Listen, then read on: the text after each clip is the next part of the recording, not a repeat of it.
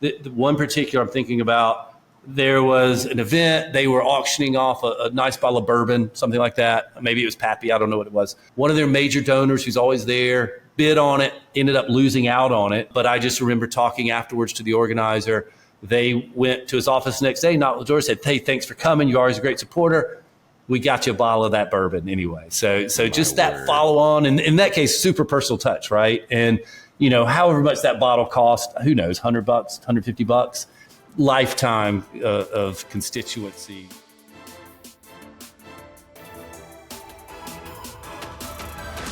Hey everybody, it's Trevor Nelson with a friendly reminder to make sure that you subscribe, like, and hit that notification bell. We really hope you enjoy the episode. Thanks so much. Yeah, I love the idea of this. We were talking with you and your team about 5 must-haves. Now, of course, I want to go down the path of like these things that you have to raise more money. Totally cool. But you and I, whenever we get together, we talk about the experience for the attendees, the experience for the donors. I don't think that can be overlooked. And I'm not projecting that those have to be that has to fall in line with one of the 5 must-haves. But just because, you're in so many events, y'all are in so many events, and you see, of course, everybody, I'm joined by Sam Staley from Event.Gives, founder, CEO. So thanks so much for coming, brother. But you are in so many events. I just want, and things are changing so rapidly and in a great way, as a matter of fact, when it comes to events, fundraising, the whole genre. But we always talk about the experience because you're essentially, when you're having an event now, you want folks to have such a great time that they want to come back. They're already thinking about the next one, or you want the folks that didn't come to go, "Oh man, I missed out on a great one." So yeah, I'm really enamored with the experience side, and I know you are too. Let's just get into it, man. 5 must-haves that folks need to consider, that they have to consider if they want to raise more money, make the experience better, what have you. I'm just going to let you rip. Yeah, for sure. I thought about this a little beforehand, and I've got stuff floating around in my head. And I'll confess early that I couldn't whittle it down to 5. So you're going to hear me kind of sneak in a couple of dashes on my last one. I think I got it to 7. If it ends up being 6 or 7, it's only going to help. Yeah. So we're plussing it up already before we start. I love it, brother. I love it. Yeah, I think for me, you talk about experience. I think all of them are around that and enhancing the experience. And I think what maybe some people think about, but maybe a lot of times they don't, is, the event doesn't start when you open the doors. It starts 6 weeks prior or before when you're thinking about inviting, even in the planning, of course, but that invite, that first email that lets you know we're having an event. I think that communication is key, communication leading up to the event. And then, thinking about the types of things you're going to want to ask attendees to do at the event and start prepping them for it, right? I think that's key, is that kind of pre-communication is a first step. I think that's crucial. Okay, that's number 1. Perfect. Brevity of message, subject line. I mean, talk to me a little bit about that and just what you're recommending. I'm not saying it has to be brief, but I'm assuming that's probably the path that we're going down. But just talk to me about this from a pre-planning perspective and notifying folks, inviting folks. I mean, I know y'all are, doing things are heavily indexed digitally, but are you saying do it digitally, do it text, do it email, all the above, social? Kind of give me some feedback there. Yeah, I think there's a lot of ways to go depending on your event, right? I mean, if you're way out there, maybe you're sending some really fancy hand signed letters, but I think in a digital world, which is most are, I think the key is, and what I see that works the best is start me out by kind of, if this is an ongoing event, you had one last year, send me there first, right? Hey, we're having an event. Go to our website. Here's pictures from last year. Get excited about how much fun we had. Prepare me to do it again. And then, now invite me to come. So I think that lead in is to, here's how much fun we had last year. Get ready to do it again is a great starter. You mentioned that you could have just been throwing numbers out there. You have a lot of intention with everything you do say about fundraising, but you said 6 weeks. Is that your recommendation? Could it be 12? I mean, just kind of give me some feedback there. What you all have learned, like what's the most effective, if there is an answer. It doesn't necessarily have to be, but talk to me about that. Yeah, and I'm not going to own this. I'm going to kind of relay what I see a lot of our events doing that seems to work. Please. I think 12 weeks is fine. I see kind of a save the date going out in that time range. And then 6 weeks out is when I think I'm starting to see the invites to actually, buy that ticket, get the table, get your names on seats and all that sort of thing. I think that leaves you time for enough drip communication leading up, again, to prepare me for, I'm not just going to a concert or a party. There's a mission here, and prepare me for what is the mission, and that I'm going to be there to give. Perfect. What you said was leading in my next question. How often, are you following up? What does that drip campaign look like via text, via email? When it comes to, okay, we sent you the original, how often are you reminding folks, or what would be your suggestion, of course? Yeah, I think it's kind of a ladder. If I'm starting 6 weeks out on that first one, or maybe 12 weeks out for Save the Date, now maybe I'm 2 weeks to the next one, and then I'm stepping down to weekly, and then right before, you're still prepping me, but I think that week of, you're starting to get transactional, right? And once we get closer to the event is when our software actually starts taking over, and we do a lot of things like an hour before, we're actually texting you saying, hey, we're looking forward to seeing you. Here's a link to your ticket so you have it ready at the door, right? And we're getting ready for our next have to have, which is a Streamline check-in. Yeah, I love it. All right, thanks for segueing nicely. Hey, what's number 2, man? Yeah, so that was very... No, I love it. Yeah, number 2, you got to have a Streamline check-in, right? And honestly, that's really my number 1. I think chronologically, that we just talked about first, but I think number 1 thing is that check-in, because you can have everything set up for your event perfectly, but if everyone stands in line for 30 minutes, 45 minutes, an hour at the door, none of it matters, right? Because now I'm in a bad mood, I'm frustrated, I'm just not in a giving mood anymore, and it's going to dampen the night. So I think that check-in experience is what sets the tone for the night. And what we always say our job is our job is to put happy people in the room so that everyone else there is ready to do their job of fundraising. Being on some committees, helping my daughter's school, talking to folks, you all talk to a lot of folks, we talk to a lot of folks. It just seems so paramount. It's like we hear a few things, obviously how important it is with the Streamline check-in, check-out, but also it's like, oh, that was a nightmare last year. We have to fix that. There's a recurring theme with so many people that we talk to that it's good that they recognize it, of course, but you're talking about like big picture, and I love it that you say this often. Let's just get happy people in the room that want to give. You know what I mean? That kind of thing. I want you to embellish on that, but I want to backtrack real quick, actually, Sam, as well, because I wanted you to give some feedback, because you all have so much data, and I think the audience would get a lot out of it. So we start getting closer. We're a week out, what have you. What is your opinion or experience, or rooted in, when it comes to opening up bidding, you said transactional, totally cool, giving, right? When do we start opening that up, or what's your suggestion? Because like we always talk to folks, a week's good, 5 to 7 days. I don't want there to be any surprises, because we're in the items space, obviously. I want folks to know what's going to be there, right? So what is your suggestion? Just good food for thought that anyone could take from this about like, hey, when do we start opening these things up? Because we get that question a lot too. Yeah, I think a week's perfect. I think 2 weeks out, nobody's thinking about it 2 weeks out. There's probably 3 things ahead of it at that point, right? People are busy. Yeah. They've got stuff going on. Yeah. I think that week is perfect. I think, getting me excited about the event coming up by opening items is great. You don't want them open too long, because now, maybe things are settling in and it's no fun anymore. Everything's won already before I get there. That's not a good time. Mm-hmm. But I think that 1 week, and even, I've seen some events kind of slowly kind of introduce, new, we just opened a new item. We just got a new and exciting thing, like even that they already have it, but the facade of, we just got this breaking new item, go check it out, right? All of that is building the excitement. I love that idea. That sounds really, really simple. I got really excited when you said that, because I actually think that's another great reason to get out in front of people. Like you said, get them excited, but it's another reason for messaging, right? I think that's really, messaging really super important. Yeah. I love that. Number 3. Let's see what must-haves, man. Let's keep it going. Number 3. Yeah. This is a must-have. This is I call things pedestrian sometimes. This is kind of a pedestrian one. I feel like in my mind, because I feel like it's cliche. But QR codes, I'm just going to throw it in there because they're super important. That you can't find an easier way for somebody to transact. So just thinking about what are people going to be doing throughout the evening. We're going to talk about some other things that I think are important for programming. But, as I'm walking through, the tables where silent auction items are laid out, or maybe I'm coming up to my seat at the table, give me a QR code to bid on the item I'm looking at. Give me a QR code to donate.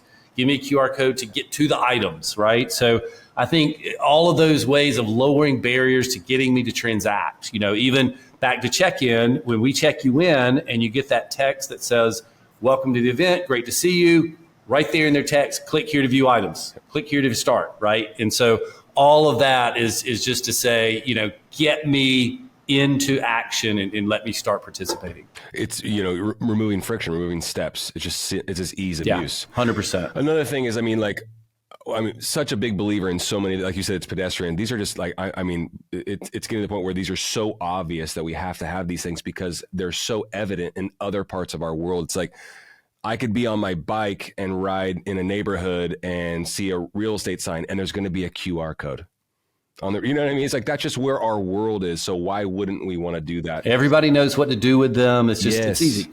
Aunt Janice can use a QR code. Aunt Janice can use a QR code.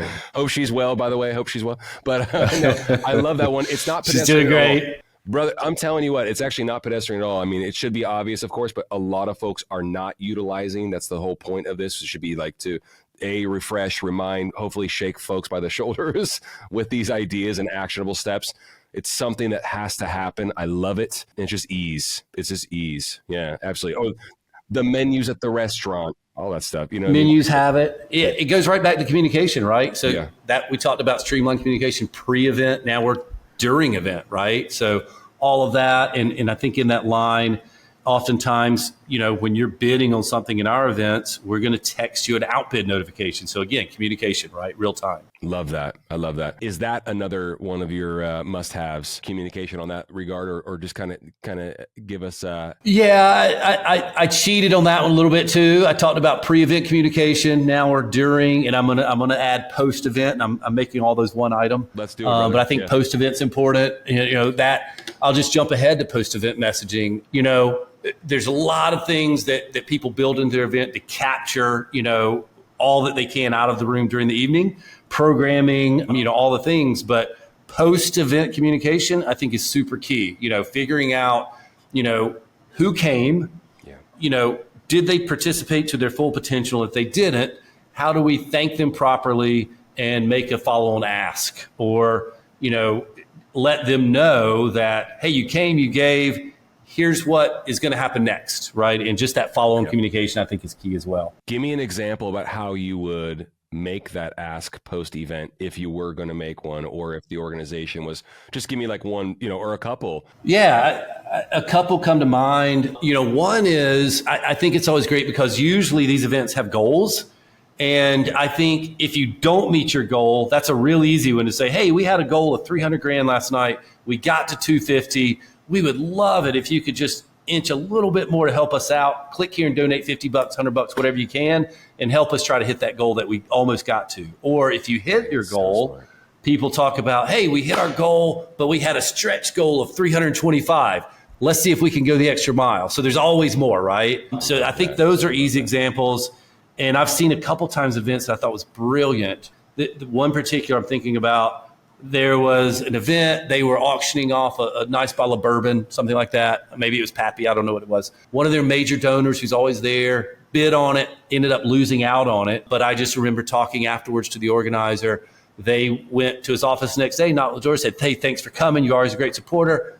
We got you a bottle of that bourbon anyway. So just that follow on, and in that case, super personal touch, right? And, however much that bottle cost, who knows, $100, $150, lifetime of constituency value out of that, right? Yeah, I remember when you told me that story the first time, and I was just floored with the hospitality. I was just floored with that's what it's about. It's the experience. That's an experience. He's never going to forget that, man. Oh, my word. It's like, that's massive. Well, a couple things come to mind when you're talking about the post-event communication, which I think is lovely.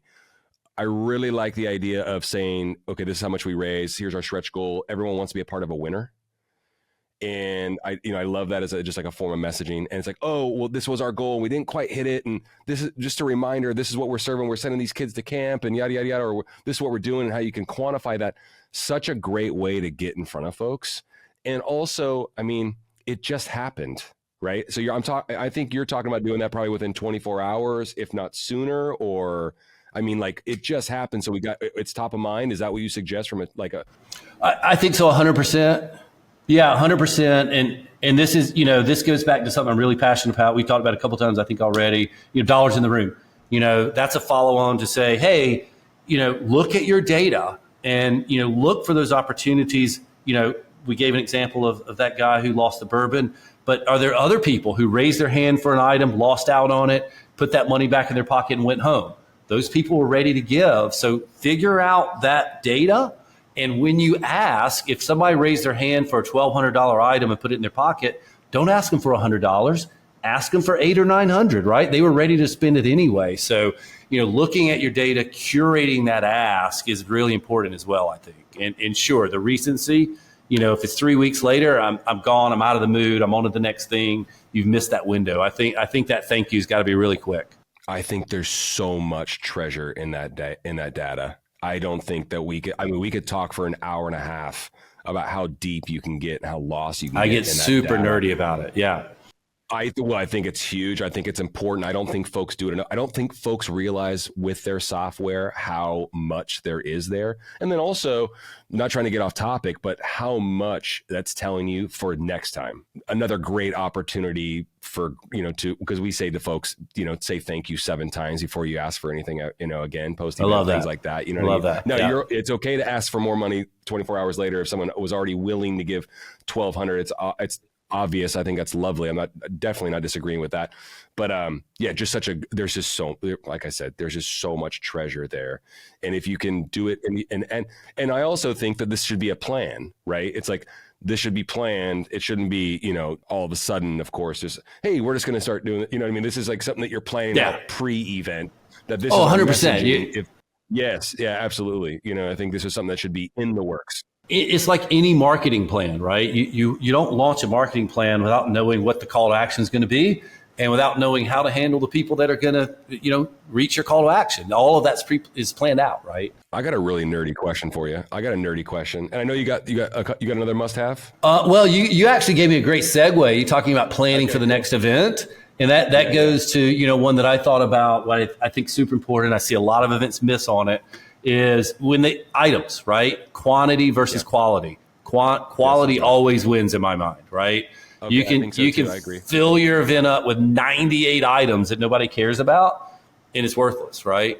Get 20, get 10. I don't care that really are going to resonate. And back to your point, the data of what did people buy this year? Where did all the money go? If it went to art. Next year, make sure you double down on art, whatever it is, right? Make sure you're looking at that data and make sure you have quality items that are going to align with the people that are showing up. The best fundraisers that I know that we've had the good fortune of talking to on the webinars and the podcasts, a couple of them come to mind right away.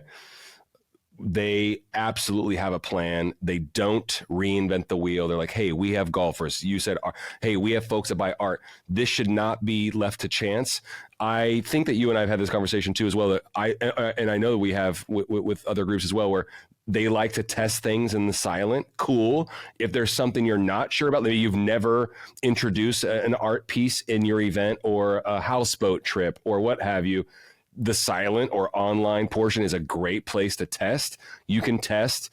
When you said, hey, because you're saying less is more, and I totally agree. Definitely, quality over quantity. And that's really where everything's going, it seems like, as well. I mean, when we got in the space, people were like, oh, we do 12 live auction items, and now it's like 4 to 6. I get that.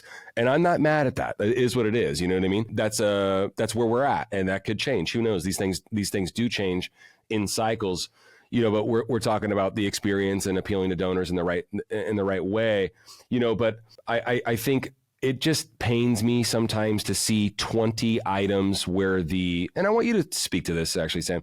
It pains me to look at an event and go to their auction site and see 20 items at $75 or less. And what I mean by that is that it took a lot of people power to get those 20 items, upload them, get them, delivery, all that stuff. But the value and the upside is just not that high. You know what I mean? So, speak to how important it is. Like, we need things with high perceived value, high value in general, just because we need to utilize that space. That's real estate that we have to squeeze the most out of. Speak to me about that. Yeah. Yeah, no, you couldn't be more right. You're diluting the room, I think, with that, to your point. And the worst thing I see, I think, are coupons. Here's a $100 coupon. Why would I bid more than $100 on that? Right? It just makes no sense. So I think you've got to have value. You got to have, a lot of times it's, there's two sides, I think, to events that I see. I see people who are going to go have a good time, and they might want to have fun by bidding on something, maybe getting something for a deal. And then there's people who they're going to give whatever amount they're going to give anyway. They always give 20 grand, whatever it is. And it's fun to get something for it, maybe, right? So I think those two categories, and I think you can play to both of them. But yeah, I think outside of the macaroni art that your kids are going to do in the kindergarten fundraiser, those could be $75. But yeah, I think you spending $100 worth of your team's hours to put a $75 item on the event is wrong. Yeah, and we all know that a lot of those items are going to end up in the executive director's office after the event for next year anyway. So exactly. Let's please stop that trend, or whatever that pattern from happening. Yeah, I've seen, like you said, the macaroni. I've seen some like parking spots and children's art go for astronomical figures. You said something interesting, as well with the donor landscape and character and what have you, or the donor demo. Hey. As a reminder, it's really okay for folks to give and actually want something in return. That's really okay. I think so. Yeah. I think sometimes that we, like something tangible. Obviously they're getting a great feeling, but I think it is part of the experience to have these things, because folks will actually come to just avoid bidding if there are cool things to bid on and get. Yeah. And honestly, I think, the higher up you get in some of these fundraising events, and we do some really big ones, that, there are people who are fortunate enough in their lives to have a part of their life planned to giving. Not everyone's like that, right? So there are people that are coming to your event that, maybe they are going to spend 10 grand on a vacation this year. And if they can spend it and help the school at the same time, then great, right? But that's not a planned giving that they can afford. So I think it's being able to speak to all the opportunities in the room. No, I think that's huge. I think it's awesome. We covered a lot of stuff. I know folks got a lot out of that. Anything in closing, a must-have? No right or wrong answer, of course. But one that we didn't hit that I do think is super important. I think well-trained staff. I'm combining two here. Well-trained staff know how to kind of greet your people, and an MC, high energy. It just drives the room. That MC is going to be able to make sure you're hitting those items hard, keeping the energy up in the room. A good MC can read, when should I play the sad puppy video? When should I make people happy? So I think that's super important for the flow of the show.